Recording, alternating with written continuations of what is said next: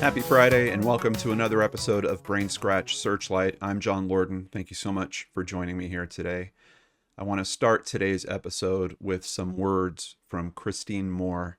She is the mother of missing person Christopher Newton, and on a Facebook post she said, "As I sit here wondering where my son is and how he could have just vanished, I feel the weight of the unknown settle in my chest like it always does.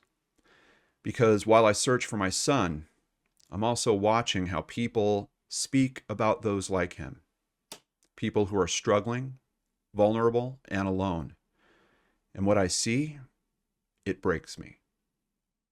How is this allowed? And who is the target? The unhoused, those living with mental illness, people struggling with addiction, the already vulnerable." Very touching words, and obviously a strong theme for the case that we're going to talk about here today. Christine will actually be joining us a little bit later on, as well as someone that I think might be helpful to this case. It's a friend of ours that you've seen here on the channel before, but it's time to turn on the searchlight for Christopher Newton. Let's start learning about this case over at aboriginalalert.ca. This is a case that is taking place in Canada. Christopher Newton, age 33 years old, gender male, status missing. Missing since August 1st, 2024. Now, that's what they're saying here, but I'm seeing a few different dates on some other profiles as early as December of 2023. It's one of the things that we'll certainly be asking his mother about. They're noting that he is Aboriginal or Indigenous here. I believe there is some First Nations blood that runs in his family. He is missing from Nelson, British Columbia, Canada. He has brown eyes, brown hair. He stands at 5 feet 10 inches tall and weighs around 159 pounds. The last known sighting of Christopher Ward Newton was in August of 2024 in Nelson, British Columbia's downtown core. He has a skateboard tattoo on his left shoulder.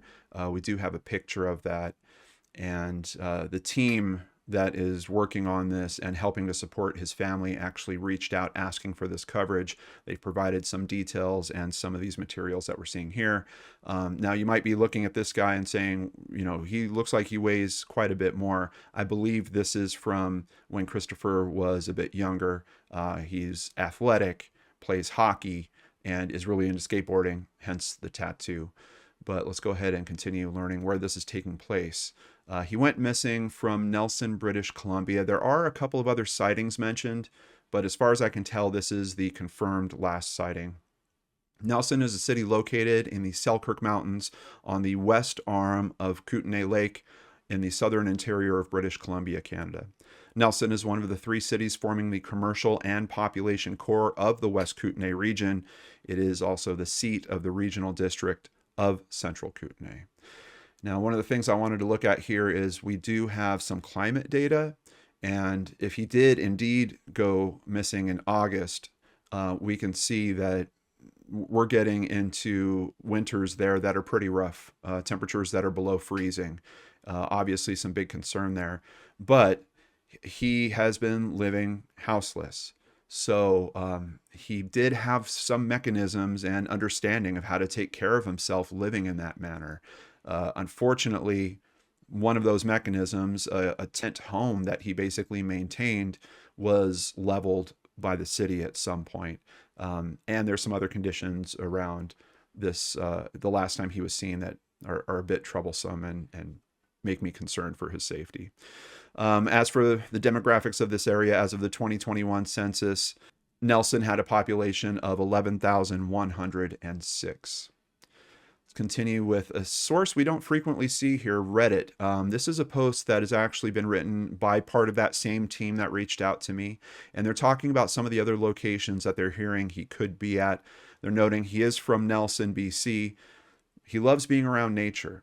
So if you're a hiker or a nature lover, please keep your eyes peeled for him. He also has a scar above his right eyebrow, and we do have a picture from the team of that here as well. You can see it's a pretty light scar at this point, but certainly if you're speaking to him, you would probably notice it. He is known to frequent Edmonton, Alberta, and I believe he might have some family from that area. That's why I think he's known to frequent there. His last known whereabouts, they're saying here Victoria, British Columbia. Now that's, I mean, it's near Nelson, but it is a little bit a ways away. We'll take a look at the map. And my big question about this is I just don't know if these are confirmed sightings or not. Like the official records that I'm seeing are being very clear that Nelson is the last place he was known to be. But this is saying last known whereabouts. They're talking about Pandora Avenue, Yates Street, Johnson Street by Oxygen Yoga, and Douglas Street. And then even beyond that, last seen in Sydney, British Columbia, or Souk, British Columbia. So we've got a lot of different places we're talking about here. Let's go ahead and bring up a map so we can take a look at all of it. Edmonton is way out here. We're talking a different province. And it looks like he traveled to British Columbia. I believe around 2019 is when he decided that he wanted to go and live in Nelson. Now, most of the areas that we're talking about in Nelson are, I've marked all the ones that are kind of the last. I've heard different stories on the last known sighting. I don't know which one to believe. We'll ask his mom about that. But there was a Shell station that was noted as one, a Walmart, and the Kootenay co-op store. They're all roughly in the same area, kind of close to this. This is actually a creek. I know it looks pretty wide. I mean, I'd be thinking it's a little bit more than a creek, but this is a creek here. Now, the sightings that I'm kind of questionable about are way over here, much closer to the coast and closer to the border with the United States. And we can see that we've got all these downtown Victoria spots highlighted here. And we have Souk down over here and Sydney up over here. So I don't know if any of these are confirmed. It's something else that we'll be checking with his mother on. But before we do that, let's learn a little bit more about the details about his life leading up to the disappearance. A big thank you to the Nelson Star and Bill Metcalf, who did an excellent job writing up this article. And I really appreciate it when people do the extra work. He obviously did here. He learned about Christopher as a person, and he's sharing that with the world. And that's so important in these cases. Christopher Newton started acting strangely. At 23 years old, he began speaking unusually loud and wandering at night, according to his mother, Christine Moore. One day, Newton called her and said he was in the middle of a field and he was carrying the cross of Jesus, which he said was too heavy. He was scared, and he sent her a video of his hands. "Mom, can't you see the nail holes in my hands?" Now, his mother assumed that her son had started taking drugs, but he insisted, "I don't have a drug addiction." And he kept pleading to his mother and saying that his mind was different than other people's, that he felt his mind was more powerful and that he had a connection and where God was using him to deliver a message. It would be several years before Newton received a medical diagnosis of schizophrenia. During his school years, Newton was a high-functioning student and athlete. He was captain of a hockey team. He loved playing baseball, and he was an advanced skateboarder. Newton was also in French immersion throughout school, and he was fluent by the time that he graduated. After graduating, he started a business as an arborist in Edmonton, obviously showing his love for nature. Newton's arborist business eventually fell apart as he lost control of his life. His mother set him up in an apartment, but he insisted on living outside in a tent. And here's a photo of his tent, and quite honestly, you can see it's somewhat elaborate. Not only this, he actually made a horseshoe pit for himself out there. This is a lifestyle that for him was the right fit. And unfortunately, he would fall into some patterns of being taken by law enforcement. And when he was released, he'd come back and this place was always ransacked. And then once he came back and it was leveled. But let's continue here. Newton decided he needed a new start. He had been to Nelson and loved it. So in 2019, he moved there. After being arrested for squatting, he went to jail for breaking and entering. This began a series of incarcerations, including several for car theft. Now, I know how that sounds. However, when you hear his mother describe this, it's in psychosis, and it's in that world of psychosis. He's not aware that he's actually stealing cars. He seems to believe that he's in a Fast and Furious movie when he's doing this kind of stuff. Unfortunately, that is landing him in law enforcement's crosshairs constantly. Eventually, the court ordered a psychiatric evaluation. His mom says, that's when the psychiatrist told me that he was clinically diagnosed with schizophrenia, and it was not drug-induced schizophrenia. She felt a lot of guilt because she had been focused on drug addiction. She had not been fighting for the right care. And keep in mind, this is taking place in Canada. They're a little bit different. You might say they're a little bit more progressive with some of their social programs, but outside of that, they also have universal health care. So this is one of those situations where if you can get him to agree to it, if you can get him to show up, there are resources. But his mom thought that she was fighting a different problem. And obviously, that probably created some distance between the two of them, because he's trying to tell her, Mom, this isn't drugs. I can understand from her point of view why you would think so, especially with what she was hearing. But basically, because of the interaction with law enforcement, they force this evaluation and finally learn the truth that this poor man is dealing with schizophrenia. But privacy legislation in Alberta and BC doesn't allow anyone but doctors to obtain medical information about an adult patient or get involved with their care without the patient's permission.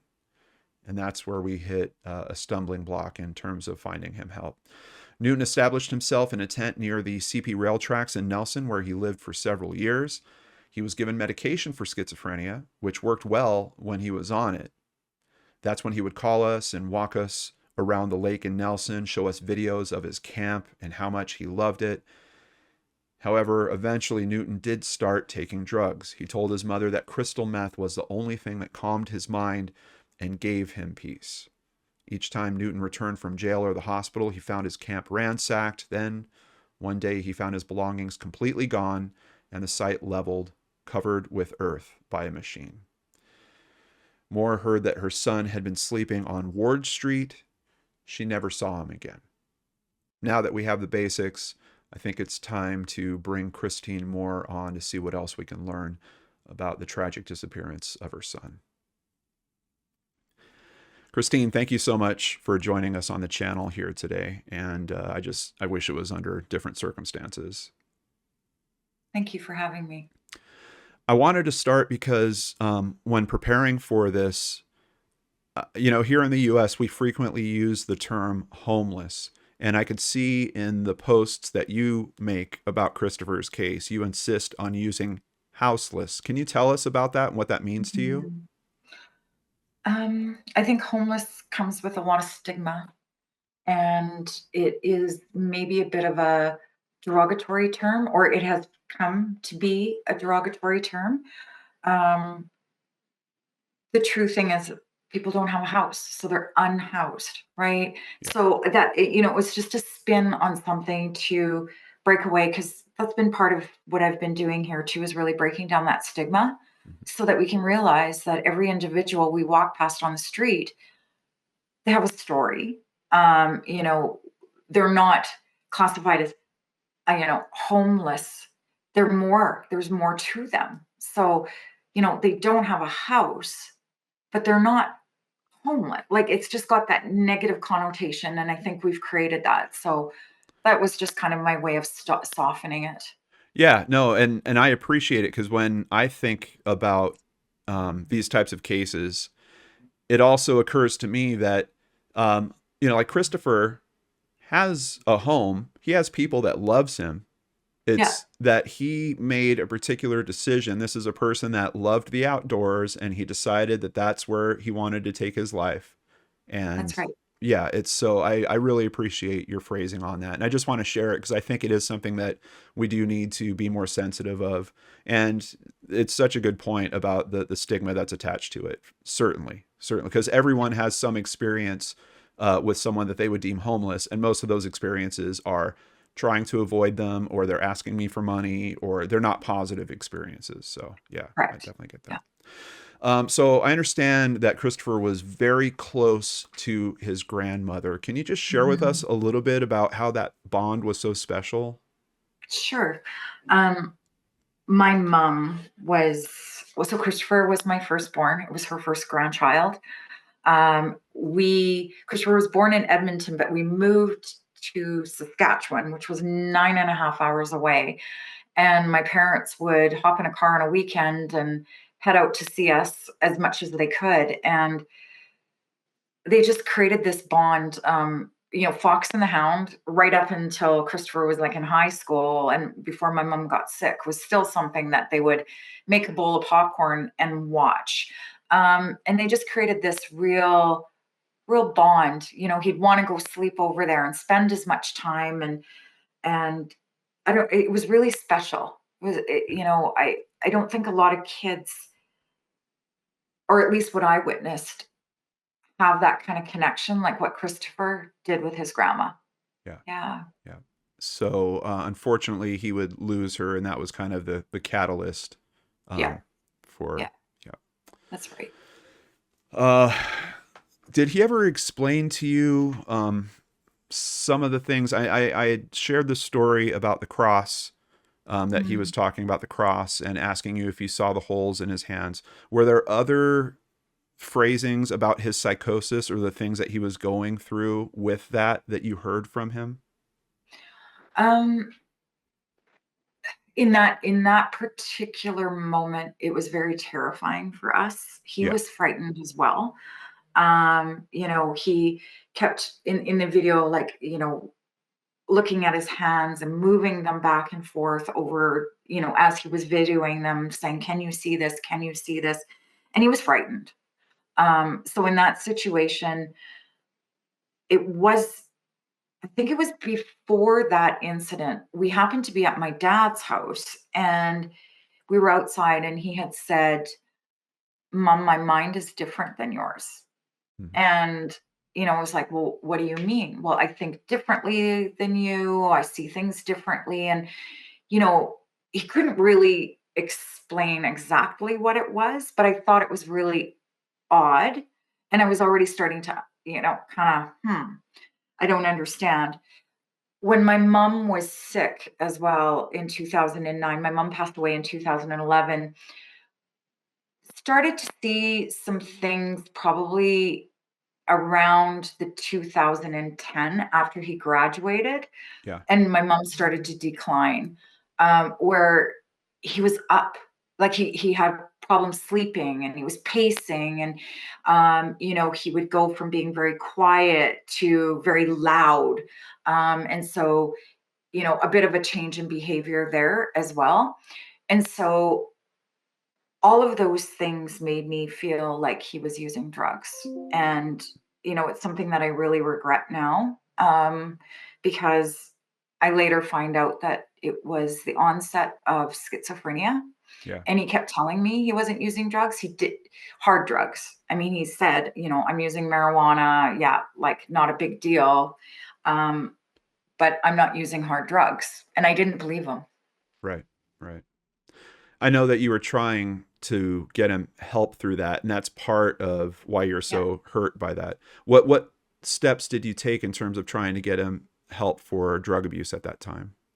So he entered a program. It was a 1-year program at the Herb Jameson, and through the Hope Mission, called the Breakout Program. And so they go into an apartment. They do a lot of group. They, learn to, I guess, working eventually to the point where you can hold down a job and you can do things, and you've really changed your life from living on the streets, because Christopher was living on the streets then at that time too, to getting into a long-term plan to be able to become successful as well as dealing with the addiction. And then he started calling me and telling me that it was really loud in there, Yeah. that again, I don't think like these people, I don't belong here. I kept pushing him to say, "You know what, this is just the beginning. Stick it out. You're just getting used to it." "No, I don't like it. I don't like it. It doesn't make sense for me." And eventually he left the program. It's amazing to me And that there wouldn't be a, like someone at the program that could identify, like, hey, this guy's telling us he's not using these drugs. And, maybe we need to get some other expert in or some other analysis here to try to help him. Because especially the way that he's describing going through this stuff, it's like he's having trouble with his senses mhm, as well. And mhm. if you're saying things like that, but they're really not combined with drug use, like it's just Right. it seems like a missed opportunity for finding him help. Well, and I think it's a missed opportunity when it comes to, once your child turns 18 or in other provinces 19, as a parent, you make the doctor's appointments, you attend them, you advocate for them, and all of a sudden, this day they're 17, and you take them for their dentist appointment and you talk to them about, getting wisdom teeth pulled or whatever the situation is, and then they have a birthday and suddenly you're cut out. Right. Right. Like, how does that make sense in a situation where, in Christopher's case, um, I feel like if I would have been able to speak to somebody that would speak to me about, this is what I'm seeing, having my son as part of these conversations. But again, not to take away from his rights. I mean, he was like, no, I'm fine, mom. Like, don't worry about me. Like, I don't want you involved either. And he has that right. Yeah. But I do believe if we would have been, a team together where we could have worked on some of these things and, talked to the right people, that, we might be here today with a very different story, or we might not be here at all. Yeah. Right. Yeah. Yeah. And I'm trying to keep in mind the context of this is happening in Canada, where you guys have universal health care and you have resources that here in the US can be a little bit trickier. Sometimes families don't have money or funding or insurance and things like that. Um, yeah, it makes it even sadder. So Hmm. he decides he's going to go and live this way. I understand that he had a cell phone for a while. Why? I assume someone else is paying for it. Were you paying for his cell No, phone he or? was he was paying for his cell phone. Okay. So Christopher moved to BC. So he was an arborist. And actually, when he was doing well, he ran a very successful business. He had people that were helping him, he had clients. There's some amazing pictures of him like climbing these huge trees. He was a tree climber ever since he was little. So I'm not surprised he didn't go into that profession. Yeah. And he was talking to us about how it made more sense for him to go to BC, um, because more opportunity. We live in Alberta. Our winters are cold. They're a lot longer. So he thought it was a real opportunity to, expand his business. So when he got to BC, he started out in Penticton, did some work there, went down to Oliver, where they have orchards, did some work there, Hmm. and then ended up in Nelson. And on the onset, he was trying to find work. And I mean, he might have been doing a few little odd jobs here and there, but his business never took off. Yeah. And his mental illness and, the psychosis and the things that were happening to him were starting to really expand because he had been going this long without any kind of medication Right. either. Right. So what in 2021, he so his dad paid for his cell phone up until I think 2020.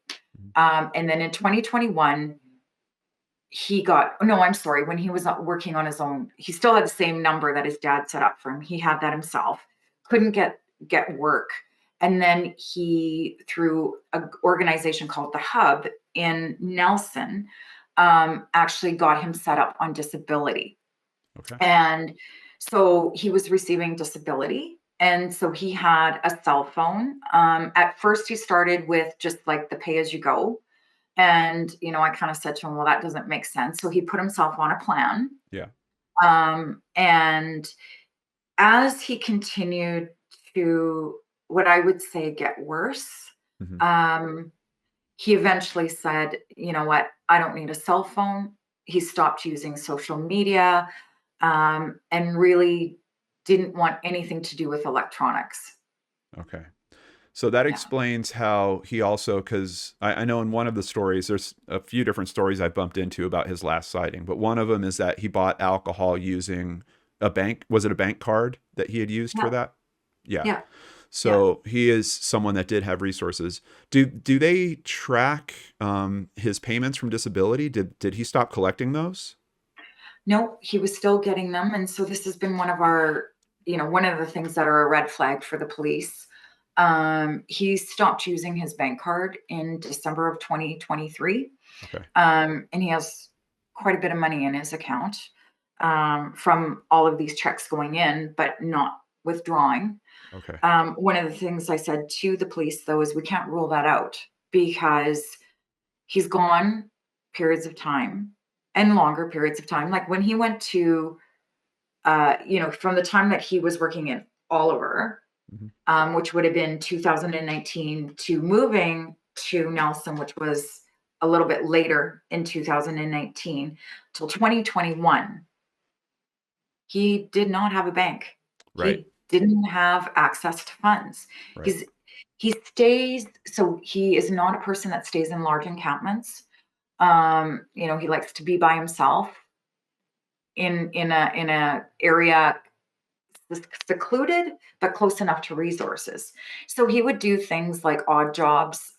He would sweep floors at one restaurant, and they'd give him a sandwich. They'd feed him. Yeah. The resources to he could go in and get cereal.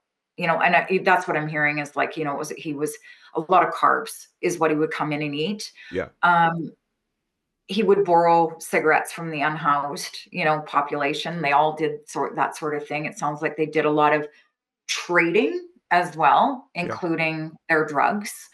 So, he wasn't it sounds to me like he was incredibly resourceful. And, the police have indicated over and over again that he wasn't a heavy user. So, you know, Yeah. however he managed, he seemed to manage. I also do believe that, there was times where he would probably shoplift, let's be real, and Yeah. probably do things to survive. Yeah, but also someone that is willing to interact with others on some level. Like, some of these cases I've looked into, occasionally when we're talking about mental health issues like this, the person will retreat and just not want to be around anyone, and literally like flee from contact. Here we're talking about a young man that is engaging services. Admittedly, he's going through runs of being with those services and then maybe kind of drifting away for them, or I think in the Hubs case they actually closed, right? They did. Yeah, Yeah, they closed. Yeah. yeah. This is So just so he different. It's a very different type of interaction that he's having out there than I usually hear. Yeah. So what he would do, as an example, going to the hub, and this is how they'd explain it, is he would come in to the hub, he'd make his cereal, Mhm. and then he'd go sit outside. So he's still there, Yeah, but he's not in and around people. yeah, So, even, when we talked to the unhoused community, they all knew who he was. They referred to him as Dancing Chris because he used to dance. Um, but he'd come out, he'd socialize for a bit, but then he'd go back into his area. And when he was still carrying a cell phone, he did have a very close friend, George. And George died of an overdose. uh, And I remember when he called me and said, Mom, I really like George, but George is like in my space. Like, he keeps wanting to come here and he's hanging out and he wants to set up a camp beside me. And I don't want him here. yeah, Like, you know, so he was social, but not social, if that makes sense. yeah. Absolutely. Yeah. Social with boundaries, I guess, would be a good Yes. way. Yeah. Yeah. That's the best way to say it.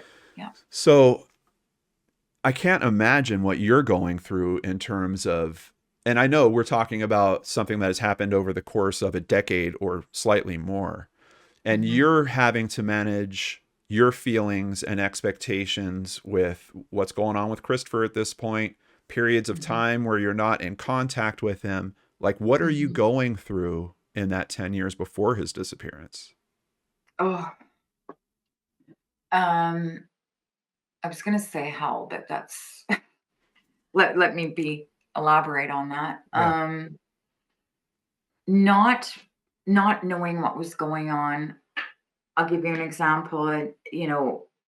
When he took a car in Nelson and, of course, went to jail, that was the one and only time that and that's actually when I found out that he was diagnosed with schizophrenia, Right. clinically diagnosed. It wasn't drug-induced, schizophrenia. Christopher signed to allow this man to speak to me because what they were doing is it was a court review of Mhm. Christopher. And through that, the psychiatrist I spoke to said we're going to work really hard to make sure that he doesn't go back into jail, and that he gets the right help and care. And I said, like, please keep me involved. I really need to know. I never knew what the end result of that report was. All I know is he went to jail. Right. So he went to jail for 2 months. Um, I also didn't know that the second time he went to jail, because this was one of the things that I said when I was being interviewed by the psychiatrist, he's going to do it again. He will. It's a pattern for him. He will even tell you that it is. Because he has remorse. He'd talk about it out like, Mom, I just don't know why I did it. He's medicated. I just don't know. He couldn't, I just wanted to get in the car and, he used the term fast and furious, but it Yeah. was never with the intent to go take a car and sell it or, take it to Vancouver or whatever. It was never that intent. So again, he did the same thing, even though in that report, hopefully they took my words into consideration. Right. He ended up getting put into jail again. So then he spends 2 months in jail.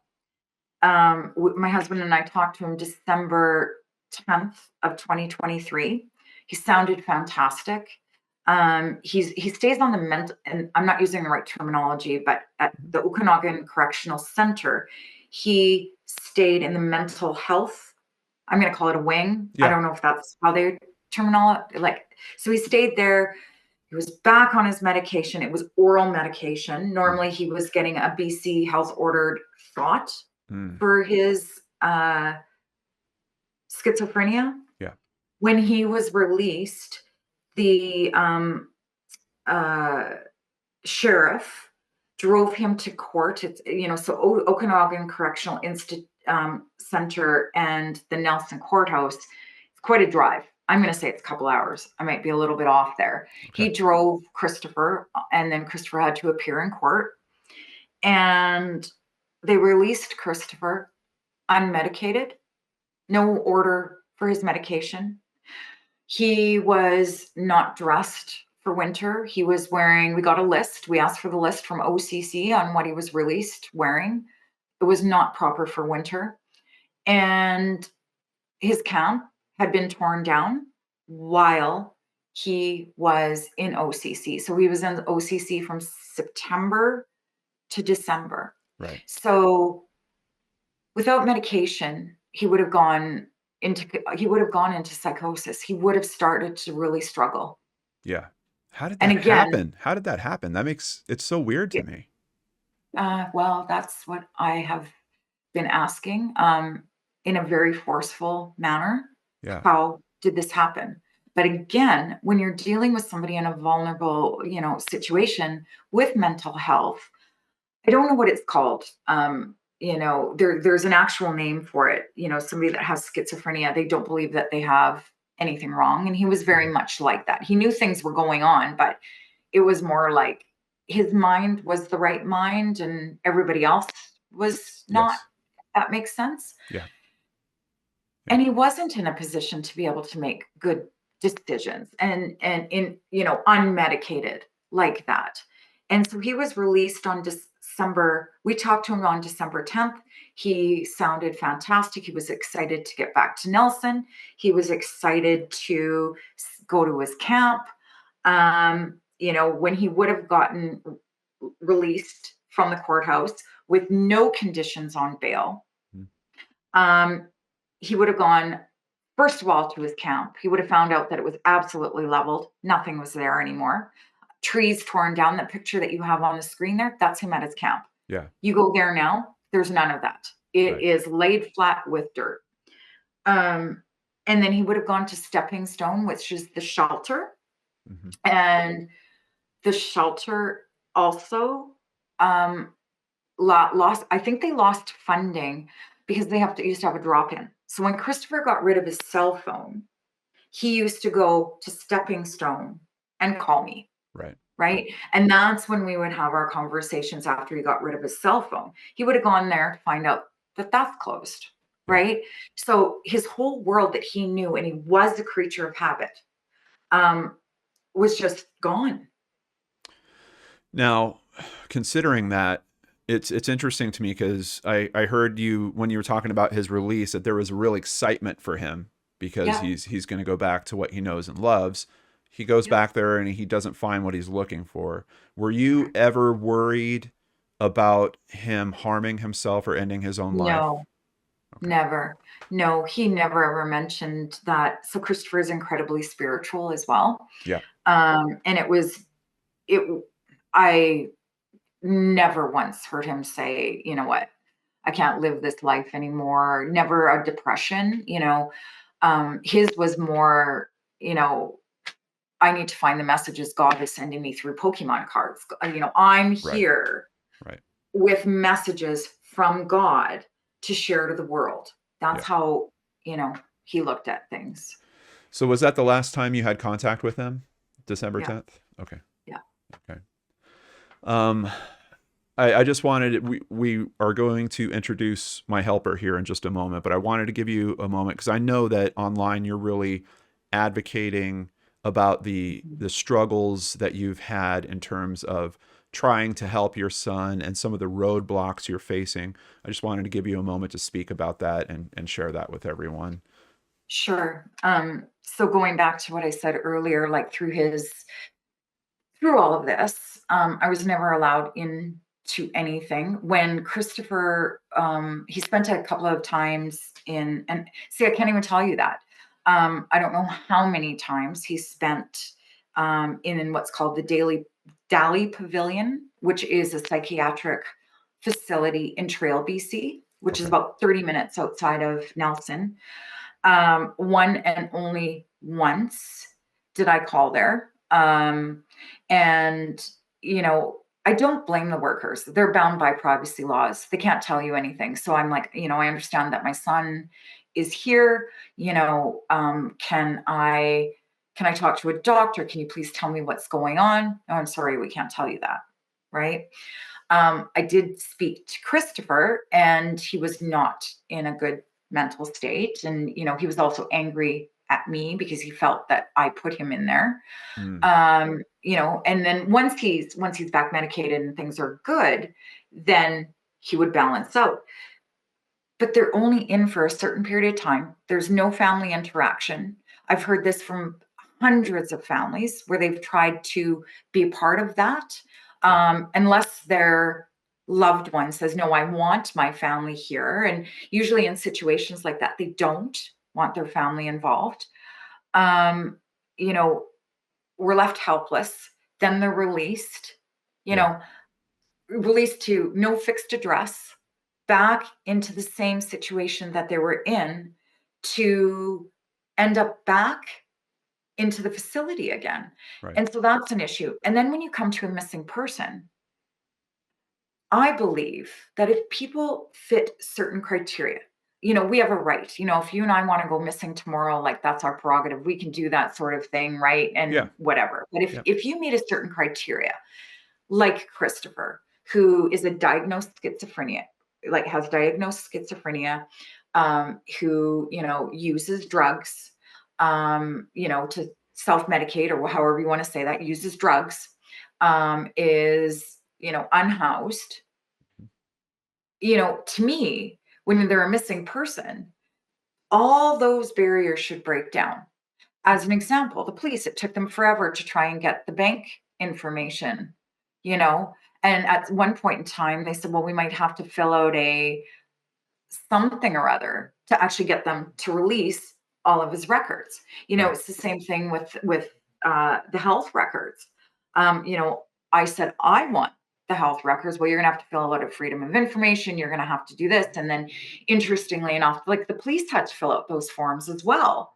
Yeah. Like to me, when a person is missing, every second counts. And when you're running into these barriers, it's ridiculous. And we're talking about an endangered missing person. Like just That's right. yeah, his And classification should be different. I get it. well, and if they classed him to be a danger to himself or others enough that they could there's a terminology, it's a section something where the police can actually apprehend him and Yeah. bring him to a psychiatric facility, and I think they can hold him for, I don't know, 48 hours or whatever it is. Yeah. Um, in a situation like this, in my opinion, all barriers should be broken down. And what I said too is, when I was talking to BC Health, because they wouldn't give me any information, I said to them, you know what? Do you really think my son, if he's in the state that I believe that he's in, Hmm. is going to, his first priority is going to be, I will need to sue BC Health because you gave up my private records? Right, right. Yeah. It'd be the last thing. Yeah. Right. Yeah. I think this is a perfect time to bring on Ken because I think Ken can help us with the understanding on what I believe you were talking about. I think it's called an apprehension form, but let's go ahead and bring him on here. Ken Bilboe is joining us. 22 years of experience with Canadian police, search and rescue technician for 19 years, and a certified human tracker for 10 years. He's the founder of Highlands Tracking Search and Rescue, which primarily focuses on cases in Ontario, but he's such a kind guy and he has access to good information and good resources. I wanted to introduce him to you here and see if we could find some helpful stuff for you. So how you doing, Ken? I'm doing well, thanks. Thanks for asking me to join. Yeah, really appreciate your time. And let's start with that. Can you tell us about the apprehension form that she was talking about? Yeah, well, first, I've been listening in. I just wanted to say to Christine that your observations and your comments and your attitude and opinions are all perfectly spot on in cases like this. I have had many, many experiences with apprehensions of unhoused people and mentally ill and drug addiction and whatnot. And every single thing you said is what I think. 100%. So hats off to you. Um, the assuming the Mental Health Act is a federal act. I don't know. I should know, but I don't know. I don't know if it's an Ontario act or a federal act. But under the Mental Health Act, yeah, it's called an apprehension, a Form 1 or a Form 2 uh, apprehension order. You may have, just as a little bit of a side note on that, you may have the ability in British Columbia to go to a justice of the peace. Have the police have ever told you about that? Um, no, what I Uh, was told, um, is a power of attorney, potentially applying for a power of attorney. yeah, that's a possibility as well. But in Ontario, we have the ability to you as a family member can Yeah. go with usually with the strength of the family doctor can go to a justice of the peace and have an apprehension order. Now, this of course is more useful when you actually know the location. It's just something maybe to keep in mind for the future. Mm. That Um, is, yes, yeah. thank you. So the police have the ability to apprehend under the Mental Health Act. But as a citizen, a family member can also do it if they go through a justice of the peace, or in some cases, just a family doctor. Um, so that's just something to keep in mind. I just a couple of questions for you, if you Mhm. don't mind. The comments you made. How able, in your opinion, is Chris in most circumstances able to articulate? So if an officer walked up to Chris and said, how are you feeling today? Oh, I'm feeling great, officer. Do you have any intention of harming yourself? Chris would, from what you say, he has no suicidal ideation. So Yeah. I would assume that, Chris, would he have the ability to articulate that he's doing well, doesn't need anything, like when No, he's in psychosis? no. And I'll tell you an interesting story from one of his friends, very like a good friend of his in Nelson. Um, so Christopher didn't like getting his meds, of course. So, he would, if he wouldn't show up at the hospital to get his meds, then the police could come in and take him, right? Because he's technically in breach of the mental health or the act that they had put on. And he did say to one of his friends, when you start seeing me go, when you start seeing that happen, like, let me know, right? So I think once he got to a certain point, he wouldn't know. And I'll give you an example of some of the times that I knew he was unwell, where he would just talk to me in Bible verses. And, we'd be sitting there on the phone for 30 minutes. And, he'd be going through his Pokemon cards and telling me, God has assigned him to decipher this because this is the code of life and this is what's going to save our world and all those things. And he knew who I was, of course, because he called me. But what he was saying to him made a lot of sense, Yeah. Yeah. right? But it's not. So then he would obsess about those things and, or he would stand for hours and hours and hours just looking up at the sun with his arms up. A couple of times he did that on the phone as well. And, the police had even said that, and he's not aware that he's doing that. Like, one time when he was in trail, the way that he was kneeling for so long, for so many hours, looking up at the sun because God is there, he ended up actually hurting his leg because of it, because he had been in that position for so long. Yeah. The reason I asked that question is, and then again, this is just from my, many years of experience with this type of Mhm. thing is, um, you know, the officer goes up to Chris and he's kneeling in that position. And one thing I've noticed is people that have been apprehended under the Mental Health Act, they quickly learn that they have to say certain things to not be Yep. apprehended again. Mm. So, if the officer were to inquire, why have you been kneeling for so long? He may say, "Oh, I'm just having a religious experience." Like, would he understand what not to say and what to say to not be Yes, I apprehended? believe so. I believe so. Yeah. Yes. Okay. Wow. Yeah, and you are pretty complimentary of the police working this case, right, Christine? Um, That's Or not complicated. That you know okay, what? That's a complicated matter. And I also bring emotion into it. So, sure. you know, uh, do I feel like the ball was dropped on a few things?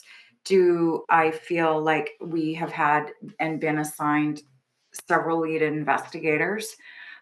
Where, one, we had to have a police officer removed. They had to restart the investigation Okay. 2 months in to go back and interview witnesses.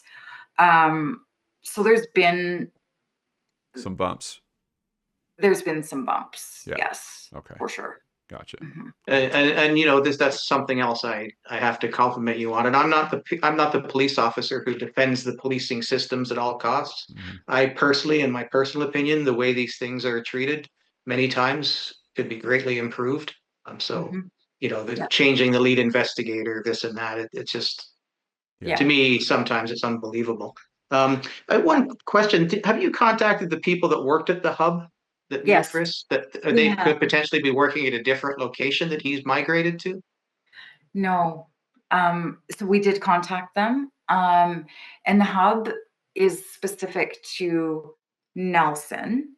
But what we have done is so Christopher's stepsister Shelby has sent out um, emails to drop-in centers, shelters across BC, to every possible place that we could find. Um, the outpouring of people wanting to help us in different places too. A lady said, "Hey, I live in Victoria. I'd love to be able to go and drop off posters at your shelter and ask people if they've seen Christopher." Um, so we've got a lot of people that have really embraced us and really are amazing. I you know I I didn't believe that there were so many people um, that would just come out, strangers, and offer to do whatever to help. It's been amazing. That is excellent. Yeah. Yeah. Yeah. John, did we ever the two dates that we spoke about? Did we determine? Maybe I missed it. Which Yeah. one was the actual accurate? Yeah, let's go ahead and jump into that. So basically, I Mm. pulled a map together and I highlighted all the locations that I've heard about Christine, and there's so many locations. I don't know which ones are actual sightings, what was the actual last sighting.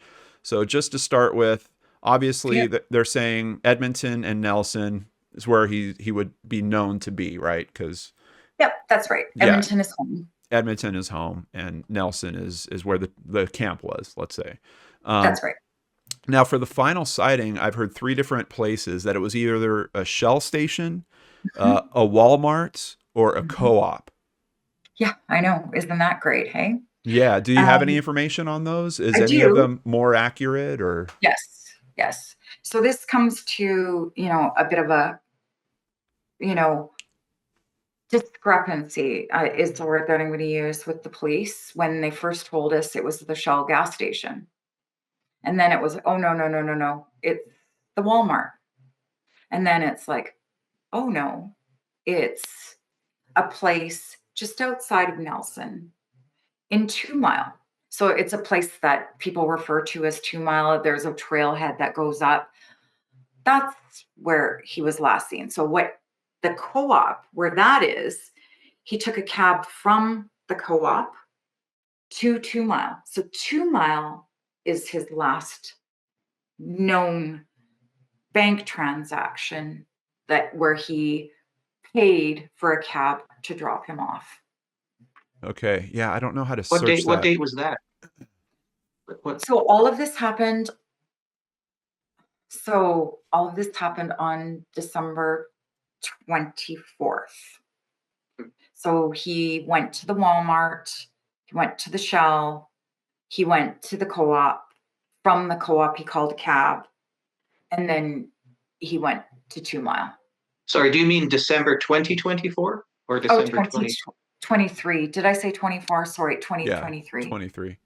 Okay. Sorry. So Yeah. 2 Mile, is that local to that area? Because the only one I'm finding is like way north. Oh, yeah, it is. So it's not, so the residents of Nelson call it 2 Mile, Oh, but okay. what you're looking for is a place called Lions Bluff. Okay. It's a trailhead. Gotcha.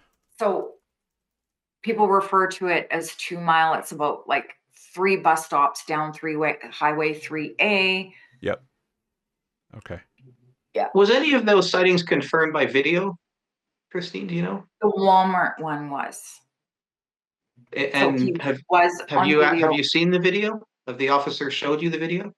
No, they won't. I shouldn't say they won't. They haven't showed us anything. Do we know the date on Um, that video? Just that would have been December 24th, 2023. Okay, so Christmas Eve on that. Is that where he bought the alcohol? No, so that's the other thing too. He bought alcohol um at 2 liquor stores. And so I've never known my son to drink, nor do the unhoused people. And I said this to police. I thought this was very strange. Even the people at the liquor store said, you know what? He'd come in. I mean, Nelson is small, so everybody knows everybody, right? He'd come in every once in a while and he'd buy himself maybe a tall can of beer Mhm. or a Mickey, but very rarely. Same thing with the unhoused population. He wasn't a drinker, and I never knew him to be a drinker. So, for him to buy that volume of alcohol, I said to the police, like, does that mean that he's with someone else? Like, what does Right. that mean? Shouldn't you be looking into that? Right. what was the volume of alcohol? So I know that the one was a bottle of Fireball, and the other one I think was a bottle of rye or whiskey or something. Um, yeah, and I don't remember everything that the police told me on that, but again, it doesn't make sense. Did they Well, confirm that then it was him? So the Walmart footage, they never showed us the Walmart footage, but they said it was him on the Walmart camera. I said to the police, that's an unusual behavior. Taking a cab, he had never, ever taken a cab. Talking to the people at the hub, talking to the people at the Salvation Army, other people that knew him, they were like, yeah, like not a thing he would normally do. Even in his bank records, they pulled a year's worth of bank records and there's no like cab company transactions. So I said to the Nelson police, so, how do you know he wasn't with someone? Yeah. And they said, well, on the footage in Walmart, he's by himself. Like somebody could be waiting outside. They could be, it's just a very unusual behavior. I also know that he would have been in the beginning stages, if not in full psychosis, because he was purchasing a lot of Pokemon and Yu-Gi-Oh cards, and a basketball. So the Pokemon cards, the Yu-Gi-Oh cards are like he's trying to do, as I mentioned earlier, messages from God, got to figure out what's going on. And so, that was a telltale sign that he was not doing well. But if you think somebody was on medication from 2019 till December 10th of 2023, and then suddenly is unmedicated, Yeah. there's going to be some side effects there. Did the cab driver have any info? So the police said that they interviewed the cab driver and the cab driver said he doesn't remember. Was his bank card used to pay for the cab Yes. specifically? Yeah.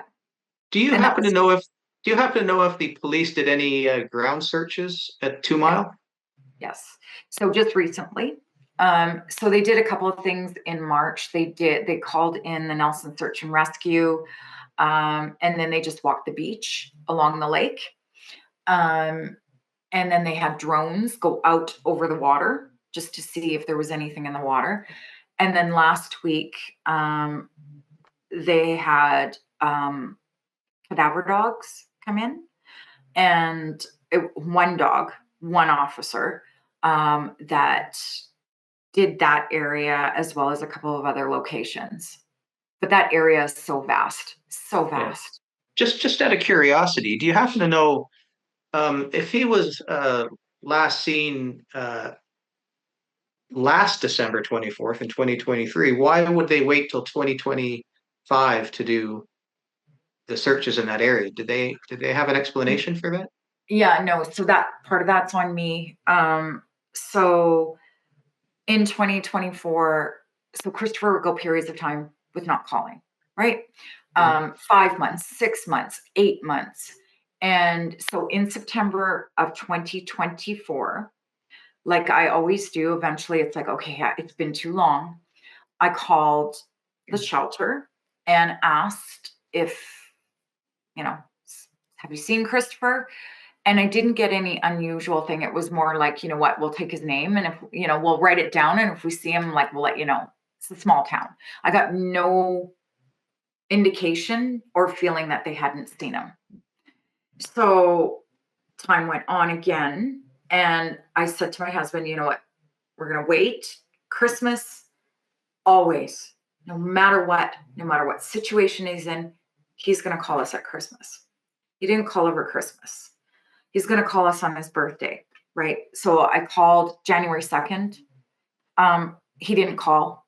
And so immediately I called street outreach and they were closed that day. So the next day I called street outreach again, talked to one of the workers there. And she said, oh, we haven't seen him in a while. The last time we saw him was August of 2024. So I immediately called the Nelson police and put in a missing person. Oh, I see. Okay. So the information that he was last seen at the end of 2023 is a little bit misleading because he's actually being confirmed sighting since. Is that correct? Yeah. So the Nelson But police. but the purchase of the cab you said was December of 2023, not 2024. That's right, 2023. Yes, I get, yes. So all of his bank transactions, everything ceased in 2023. Yet he was cited in August 2024.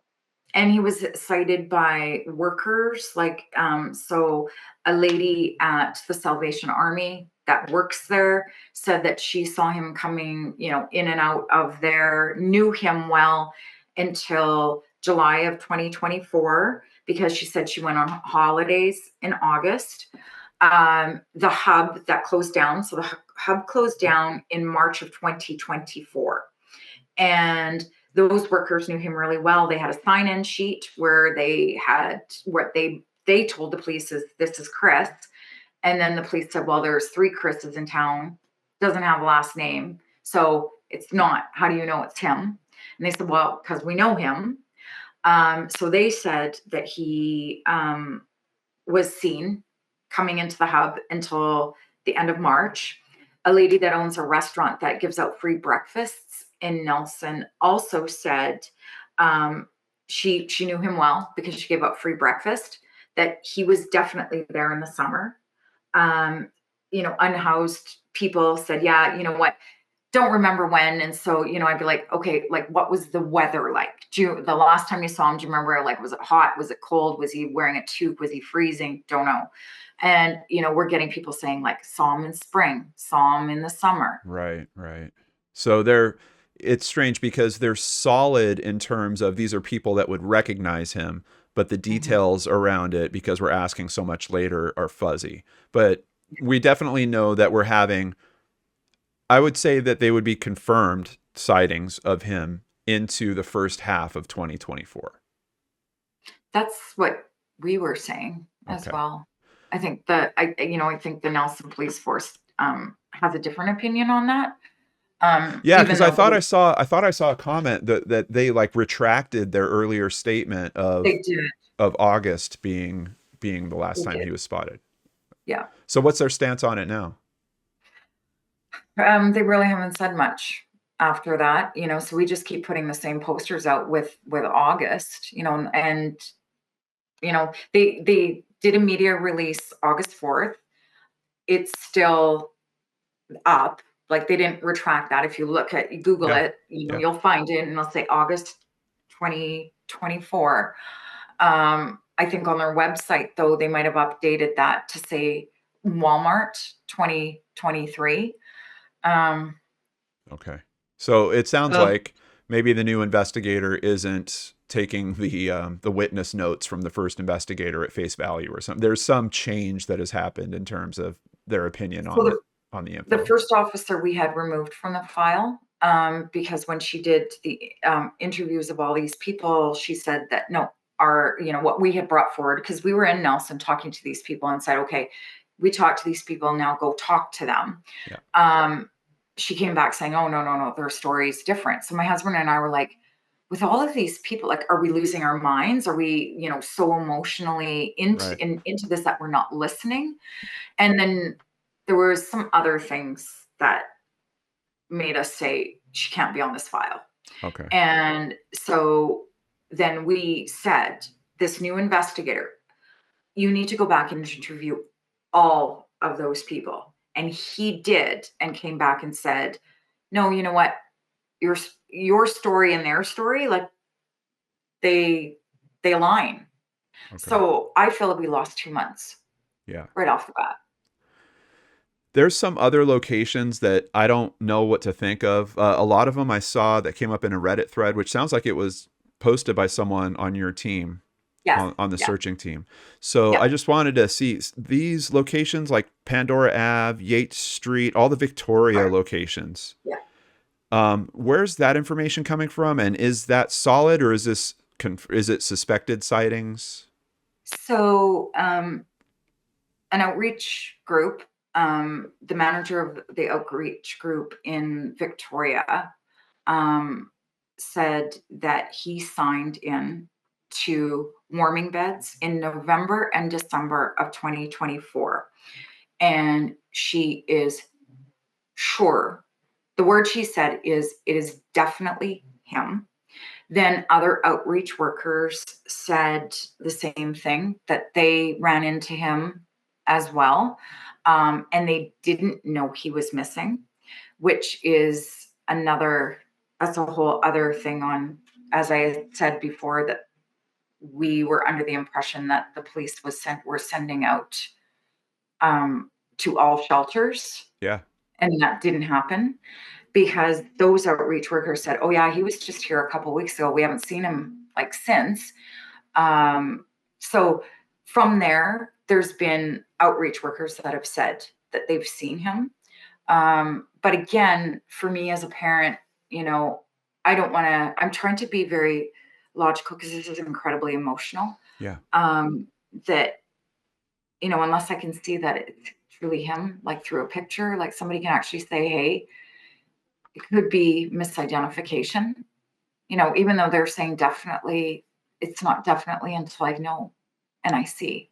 There's no process like during this sign in where they actually get some form of identification or at least literally a signature or something along those lines. Not when you're checking into these things, and Okay. like she said, some of them will sign in as aliases. Mm, They won't put their last name, nor are they required to, and they sign them, right? okay. Like I know in the hub, the person coming in doesn't sign the sheet. The worker signs the sheet. What's your name? Oh, okay. And it again, yeah, Gotcha. that's kind of how that worked. And then there was just two other locations, Sydney and Souk, and I'm not Mhm. sure what are the stories with those locations. So those are the same sort of things. So there's been Okay. people calling in and saying, "Hey, like, think I saw him in Sydney. Think I saw him in Souk." There seems to be a lot of focus over the last few months of people calling in and including outreach workers saying in that area, Mhm. as well as going up to Duncan, as far as Duncan. So Okay.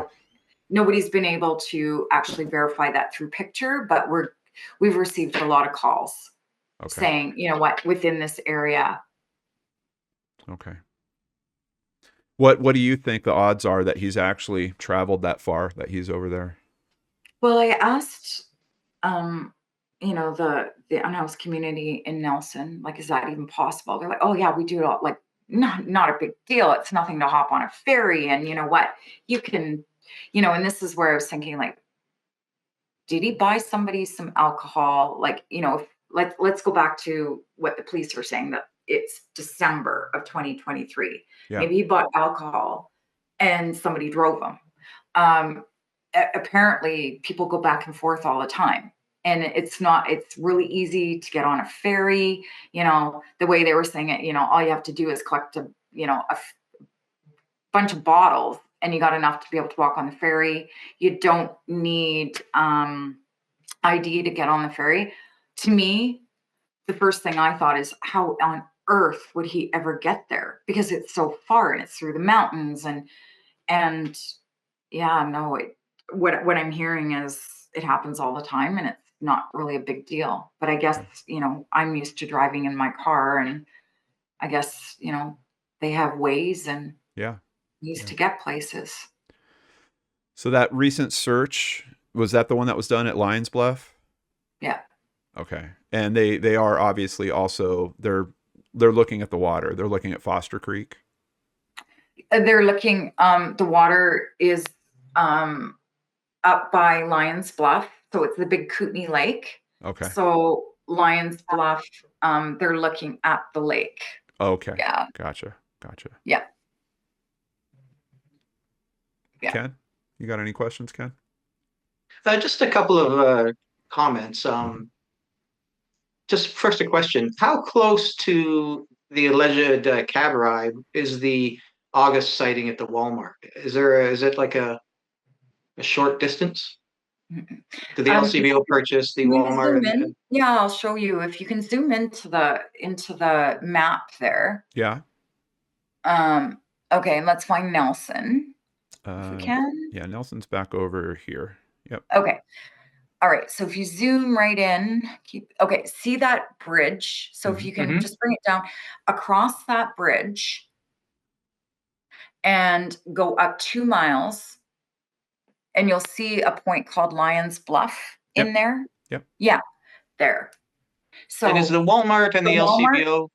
is on the other side, like on the other side of that bridge. So he's got a long way to go. He's got to go from the Walmart. He would have walked from Walmart to the Shell Right. to the co-op, and from the co-op called the cab.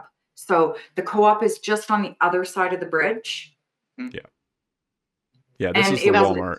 This is the Walmart here. So yeah, yeah, he's got to go across. It's called Big yeah, Orange Bridge. that's right. Yeah. And the So co-op, sorry, go ahead. I was going to say, just as an observation, and again, there's no certainties. There's only likelihood and probabilities. Yeah. To me, just from an investigative perspective, it looks like that if the Walmart video was confirmed by, sorry, if the Walmart purchase was confirmed by video, um, what it looks to me like is, as a new investigator took over the case, went back to the beginning, which is always what I love to see, um, may have found the confirmation of August 2024 in the Walmart, the LCBO, and that's why the resource deployment was put into that area. Mm-hmm. So one thing I do know is the police will not deploy resources that are very hard to come by. Everyone's on budgets and manpower issues and Yeah. whatnot, unless there's a firm belief that there's a connection between the potential thing between the cab ride and the Walmart. Yeah. And do you know how much time they spent in that search grid? So it was a 2-day search, with one dog. So they Did searched. they have ground teams as well, or is it just the dog? It was just the dog. They had ground team come in before, that was in March, where they just did the beach. So they didn't have ground team go up, which is my understanding is that there was, going up and into the Lions Bluff area. And it was just the RCMP officer, because they used the RCMP canine. And so it was one RCMP officer with his dog. Okay, so again, I just make this as an observation for you to consider is civilian search and rescue teams are most likely available in the area. Mhm. I don't know how it works in BC, but if you were to reach out to them, because what we should have been looking for in that case as searchers is his camp, Yeah. Yeah. not necessarily assuming there was a fatality involved or a lost person. Um, and I'll go over that in a minute. One of my conclusions that I drew from looking into the case. But the second thing I wanted to mention was about the sightings in Victoria. Yeah. One thing that does happen, and I can give you example after example, is if a media say if there's a media release in a certain area, perhaps there's a local news station in Victoria that picked up on the story, and a reporter wanted to release and they showed video or photographs of Chris. That will like spawn a cluster of well-meaning sightings among people. Yeah. And it may be just because there's someone who just happens to resemble Chris in that area. But to have that many sightings, it could mean that Chris was actually at that location. Don't get me wrong, but it is equally possible that that was just caused by some type of a media event, Mm-hmm. Yeah. or perhaps the police sent it out to major jurisdiction police services, and it got put on the police um, Facebook page, that kind of thing. So again, that would promote a cluster Right. potentially. So that's just something to keep in mind. Um, the reason I mentioned the first one was, and I mentioned this to John earlier, and this is just something I wrote based on the information, just the human behavior. And there's a Dr. Kester out of the States has a whole lost person behavior model on these types of things, cases like Chris, the unhoused and mental illness and drugs. And the first thing that occurred to me is because of what happened with Chris's encampments, I feel that he would have been most likely, again, no certainties, just likelihood and probabilities, that he would seek out a camp that was more isolated than the one that he lost. I saw some comments that he was very happy about having it by a lake, by a water source, and he was very proud of the camps that he built. So if you look back at that Maslow's hierarchy, he's self-solved his issue of being unhoused by building a house. Yeah. So and it just so happens that this area that you speak of, the bluff, what was it called? The Lions Bluff. Yeah. Lions 2 Mile. Bluff and 2 Mile. Mm-hmm. Another thing involved in this kind of location would be that it's accessible to a commercial or industrial area, not a residential area. Mm-hmm. Because Right. a lot of the people that I've spoken to over the years that have done similar things to what I'm suggesting is possible is they always tell me we never go by a residential area because the first thing everyone does is call the police.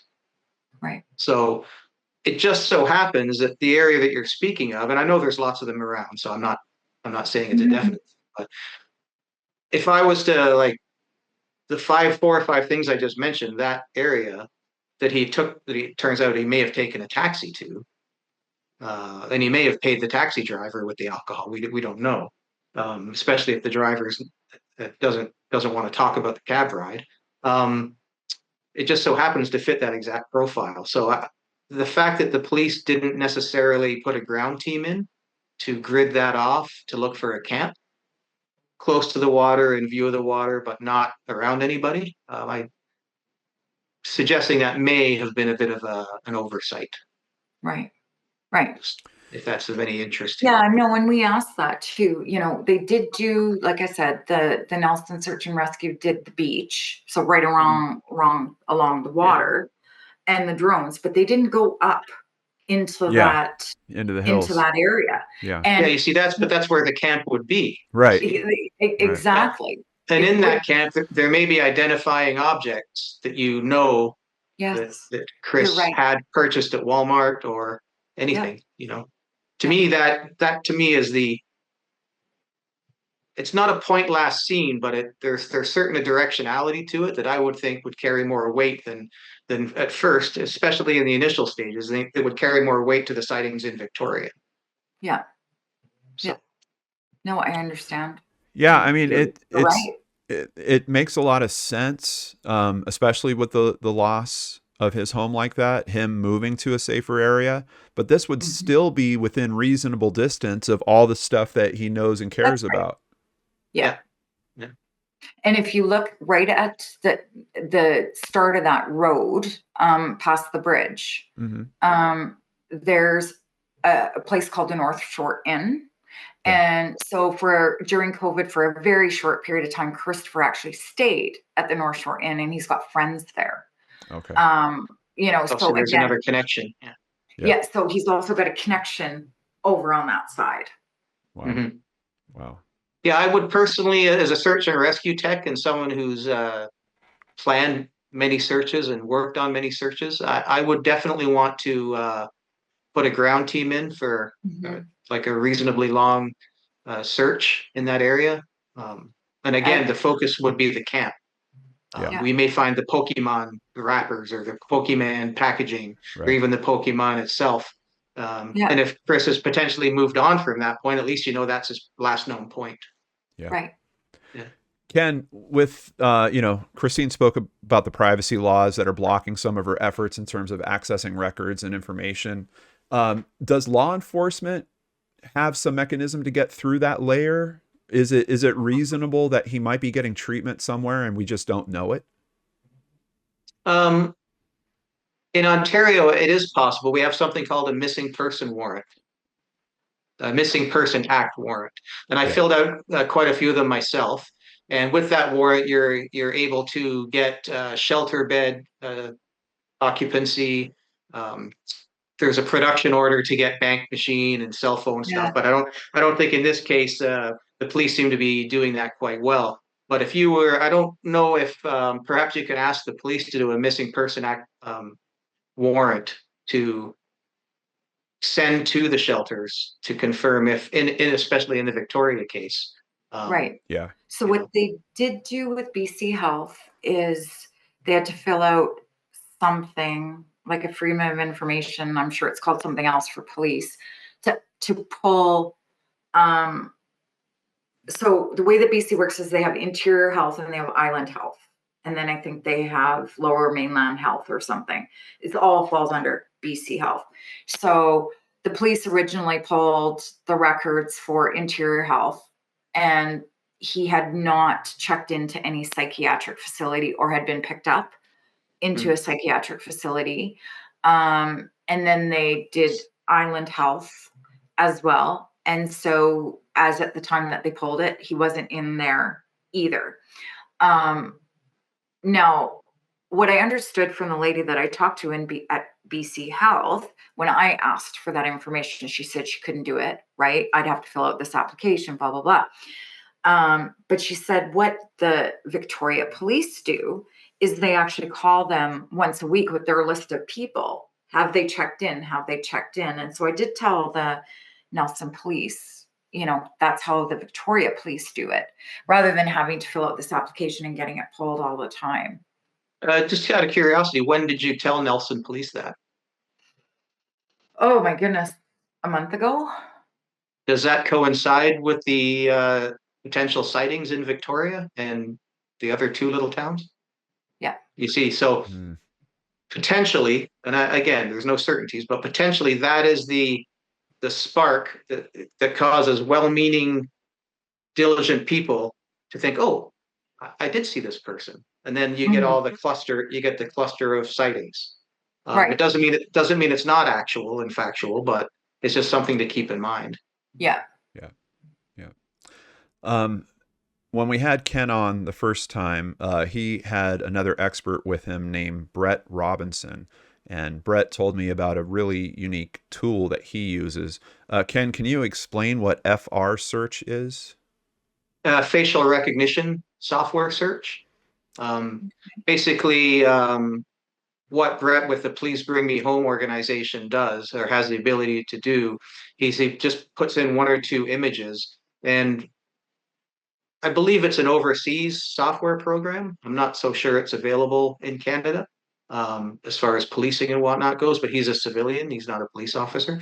And he's Mhm. told me all about this. And he puts it in, and within seconds, it scans the internet, all the databases, and Wow. he gets facial returns from people all over the United States and Canada. Recently, they identified a person overseas, I think it was in Turkey, from a photograph taken outside a restaurant, shawarma restaurant. And Wow. some of the hits that he's shown me are so bang on, like faces of missing persons, and they'll have markings on their face, and you can clearly see that is the same person. And these were just plucked out of the social media internet Right. programs. So the potential of searching, say, for apprehension photos or mugshots in the United States, it would scan all of those. Right. Well, I may be misspeaking by saying all of them, but it does a good job. Yeah, because a lot Brett's of that very stuff, happy. a lot of that stuff's available online. Like if I go looking for mug shots or something like that, depending on the area. Yeah, yeah, it's pretty easy Yeah. to find some of those images. So he uses this software package that kind of scans the internet, doing that facial recognition stuff. And Ken actually reached out to him yesterday. Ken, did we hear back from Brett? He did say as of yet he hasn't gotten anything, but he will continue to look. Okay, I okay, just I know Brett. He's very diligent. He'll keep repeating it yeah, over and over. Amazing. yeah. And Chris's case, by the way, is also on the Please Bring Me Home website. Yeah, Oh, I met with them yesterday, actually. Oh, did you? I did. Yeah. Yeah. I met with them, and then the executive director is actually supposed to be calling me. So maybe is that the same person? Is I'm that not Nick? sure. A I gentleman could, named Nick Aldi? yeah, yeah, I Yeah. think so. Yeah. Because again, I wanted to speak to them because what you talked about, like a bit more expansive ground search and mhm. Mhm. things like that is what I was hoping maybe they'd be able to do. Yeah, they have had a lot of very good work done recently with locating Yeah. missing persons. So Yeah. they're a very professional organization. Um, but I think, in my personal opinion, from a search perspective, I believe that would be the number one focus. Yeah. I agree with you. Excellent. And we did talk about, because I know I watched another YouTuber's coverage, Crime with Kate, who I thought she did a very good job digging She into the did. Yeah. details. Yeah. But she had a question about like how the border works between Canada and the US. Can you give us some insight on that? Is it feasible that he would have wound up in the US? It's very possible, especially someone like Chris. And when I dealt with multiple people, they're human beings and they have habits and likes and dislikes and things they're likely to do and things they're not likely to do. With Chris's propensity for enjoying nature and building encampments and just being an arborist and just feeling at peace in nature, it's quite possible that he could have gone across the border without even knowing it. because there's no, like in the middle of the wooded area, there's not signposts saying, every 10 feet saying you're entering the United States. So, Right. Okay. it's a possibility as well. Okay. Um, Before we wrap up here, Christine, any other questions that you might have had for Ken, or Ken, any other ideas that you wanted to float by, Christine? Um, I think this is really incredible, the information and the guidance that you've given me, and I really appreciate it. At this point in time, I don't have any questions. I'm the type of person that will typically walk away and go, "Oh, I should have asked this." So, if we could have, some Yeah. sort of contact after the fact, that would be great. I'm an accountant, so sometimes, like, I take things away, I process them, and then I go, "Oh," you know, Yeah. but Ken, what you've added now, I wrote that I've never heard of the FR search. You know, I'm happy to have you confirm that, you know, you with the expertise is saying that needs to be the focus. The expand needs to happen in that area. It just kind of validates, and I'm not an expert in this all, but it validates that we're not wrong when we're pushing and saying we need more in that area. Absolutely, yeah, without a doubt. I think Yeah. it And also I have validates your choice in terms of changing up investigators, because this one went back to the basics. That's the last real footprint that we have, and that's where Mhm, they're going and looking, and they're even pulling mhm. resources on like I think that also validates the choice that you guys made. And I know that could be pretty rough when you're like, hey, we're going to kick our investigator to the curb, but It was, but, I think, when you've got a loved one, yeah. and, I don't wanna paint the picture that we had somebody that was aggressive or abusive or Yeah. anything like that, but maybe just too junior and Mhm. not able to, for whatever reason. Yeah. I don't believe that there was any malicious intent, um, but it had to be done, Yeah. right? So I just, definitely want to make sure that, we're not painting a picture of this individual or the original person as, the worst police officer ever, because that's not true either. Sure. Sure. Ken, you were going to say something? Oh, I was just going to comment about just what I was mentioning earlier about Chris. The fact that he's a self solver for his deficiencies of that level of need, just Mhm. enjoying the fact that he's in nature and building his camp. I think he's a very impressive man that way. I think that again, and no certainties, but likelihood and probability that it's very likely that he has built a camp um, somewhere potentially in that area. So I think the propensity for a successful search will be quite high Yeah. comparatively. So Excellent. Thank you. Christine, how can viewers help support your efforts around this? Sure. So we have a Facebook missing persons page. It's called, oh my goodness, I always do this. Missing His person sister. dash Chris Newton. This one right here. That's right. Thank you. I'm glad you have that up. You're So welcome. his sister runs this, and anybody that has any questions, anybody that has potentially seen him. One of the things that we're asking though is if you have an opportunity to take a picture, right? Everybody carries a cell phone. Doesn't mean that you need to go up in somebody's face and say, Yeah. but something like that. And we have had people do that where we don't even have to, you know, and I don't want to say waste the police's time because that's disrespectful for the people that are doing this and trying to help. But we can easily say, you know what, I'm sorry. Thank you so much. Please continue to search, but that's Yeah. not my son, Yeah. right? Or that's not my brother. And so those sorts of things, it's definitely a great place to go. We share a lot of stories. Another thing that I'm really trying to do is through this, I have met a lot of parents that feel the same way that their children are just adult children, but their children um, are just a missing person page that people scroll by. Yeah. Given circumstances, in some case, I had a mother that was just devastated because the only photo that she had, just because of her daughter's lifestyle, was a mugshot. so then people go, oh, like, so there's a lot of that stigma. Mhm. And what I'm really trying to do in these stories is break down the barriers to that so that people understand that these aren't just statistics. These aren't things that scroll by.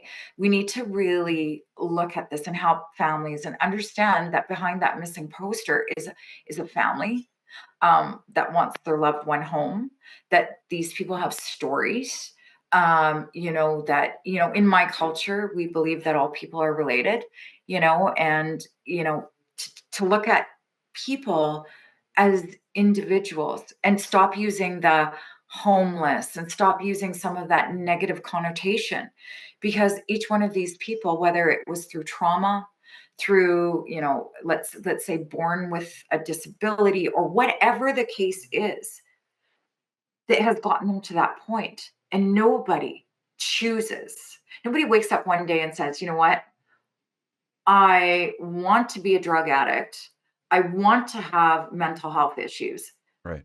and I want to live on the streets. Yeah. There is a reason that things get built up that way. And so that's one of the things that I'm writing on this as well, is to just really break down that barriers because the outpouring of the families that I have received messages from that are saying, I don't know what to do. People are even family members, when somebody has, a drug addict or an unhoused person in their family, people don't talk about that at the kitchen table. It's Yeah. not a topic. You talk about your kids are graduating from university or they won a trophy. And so it's really breaking that down so that parents can speak out and say, so that they're not so alone. I spent 10 years alone in my thoughts, like not that I didn't have family around me, but alone, Yeah. thinking, I might be the only one, or maybe there's only a dozen parents like me, and there's not. There's thousands. Yeah. So again, that's something that I think I'm hoping that if anybody's listening to this that is experiencing the situation from my journey, as the parent, I have a lot of stories on what I feel we can do to help break that stigma Yeah. and unify ourselves as parents so we're not feeling so isolated. Absolutely. And I know you've got things that you want to do, especially now after speaking with Ken, in terms of taking that next step, maybe getting Yeah. some more resources together for more searching. And there is a fundraiser that is actually running right now as well. Yes, that's correct. So we have a GoFundMe set up. It's not cheap to, it sounds terrible because Yeah. you'd never think about like searching for a loved one as being like something that's monetary, right? You know, but we've had, as an example, an organization I used to work for, fantastic, said, you know what, all of our vans in BC, you can put on decals on the back of our vans. Yeah. You're not going to, miss that opportunity. Right. But there's a cost associated with that, right? You can put this on our vans, but it's going to have to be at your cost. I mean, why would I say no to that? Yeah.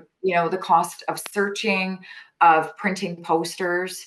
We have found, Staples will offer a little bit of a discount, but we want to get his name out there as much as possible. We want to be able to, um, hire the services if necessary to do further work for us.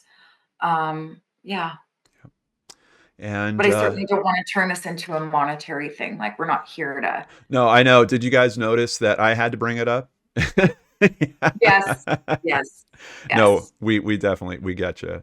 And Ken, if you want to learn more about his work, you can visit highlandstracking.com. Thank you both for being here. Anything you want to say before we end this here today? I want to thank you both, for picking up my story, I guess is maybe they want to say, and Christopher's story, and bringing some more awareness and having a good conversation. It means a lot to me as a mom because I feel sometimes desperate and hopeless. And how do I continue to get his name out here? And how do um, I don't know, how do I just keep his face out there? Because we're humans, and we glom on to, oh, the latest movie has come out, or the latest cell phone is here, and then eventually that goes away. And Yeah. I don't want my son to go away in the eyes of the people and the public. Absolutely. Well, So your team's doing a great job, let me say. Like the Very much media, so. Yeah. yeah, the awareness that's being raised around this case, it's going very, very well. And thank you. I'm proud that we're going to be a part of your team and help you with that. And Thank you. Ken, thank you so much for joining us here today. It was great working with you on this again. And Mhm. I will share your guys' information with each other, so you can go ahead and stay in contact for when Christine has those questions pop up just as soon as this call ends. Wonderful. Absolutely. Reach out anytime. You I'm got it. available anytime. You got it. Thank you, Ken.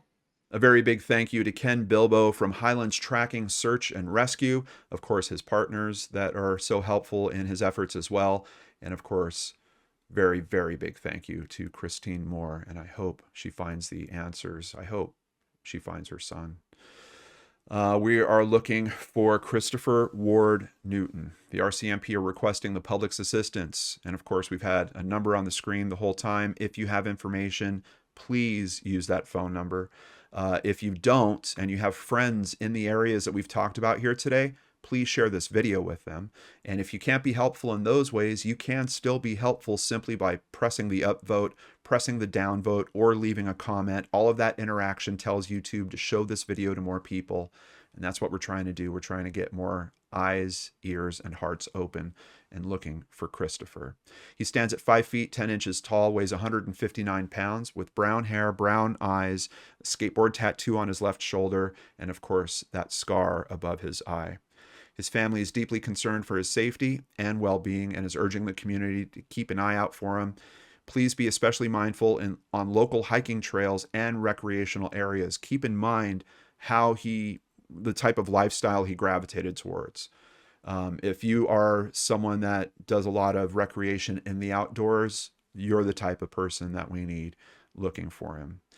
Anyone with information is asked to contact the Nelson Police at 250-352-2156. We've got another number for them as well, the Nelson Police Department at 250-354-3919. And please mention file number 25-46 if you call the police department. If you need to remain anonymous for any reason, you can do that by calling Crime Stoppers at 1-800-222-TIPS. That's 1-800-222-8477. Of course, his family is also looking to raise funds to continue their search, to be able to afford resources, maybe if they need to pay for some of the help, like on some of the aspects that we talked about today. On behalf of myself and my amazing supporters, I'm going to be making a donation to this just as soon as I'm done filming today. Please consider joining us and do the same. I'll have a link to this in the description box down below. If you can't contribute monetarily, take a moment, jump onto Facebook, come to the Missing Person Chris Newton page, give them a like, send a message of support. Let's show this family that they have people out here that care about them and people that are going to help spread the message about Christopher Newton. I also wanted to mention a few other sources that helped with my understanding of this case. Big thank you to cbc.ca for their radio interview with Christine Moore on Daybreak South. Only 9 minutes long, very good information. And a quick shout out to a fellow YouTube true crimer, Krime with Kait. This is the first time I had come across her information. And I got to say, she does an excellent job. And I've been somewhat leery, let's say, of the big push that has happened into true crime over the past few years because I'm seeing wildly varying quality. Krime with Kait is a standout. She did very, very good research on this. And in terms of her delivery, for me, she's somewhere between Danielle Hallen and Kaylee Elise. She's very, very good. She's very compassionate about what she's talking about. And I think you'll enjoy her. So I'll have a link to her channel down below as well. Of course, we can't do this without your help. You might have noticed we don't run commercials in the middle of these presentations. We want you focused on the case, and we can only do that because of our supporters. A big thank you to PayPal supporters Brandy Fry, Amanda Beard, and Hillary Green. Also, new patron, I Am Not an Octopus. If you'd like to become a supporter, please visit lordandarts.com. There you can sign up for Patreon, sign up for PayPal, buy merchandise, or even just buy us a coffee like Sadie recently did. We really appreciate your support as we look to help as many of these families as we can. Sometimes just getting them linked up with good resources, but always trying to raise awareness to their cases. So a big thank you to everybody. Take care, stay safe, and we'll see you here again next week on the Lord and Arts channel.